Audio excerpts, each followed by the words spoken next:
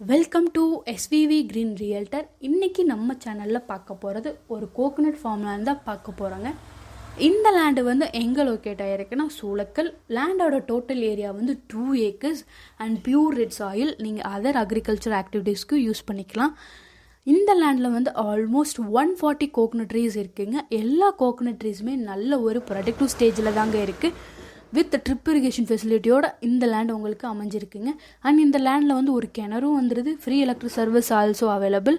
And ஒரு பழைய ஓட்டு வீடு வந்துடுது அண்ட் மாட்டுக்கோட்டை ஆல்சோ அவைலபிள். ஃபார்மிங் பண்ணணும்னு நினைக்கிறவங்களுக்கு இந்த லேண்டு வந்து நல்ல ஒரு இன்வெஸ்ட்மெண்ட் ப்ராப்பர்ட்டிங்க.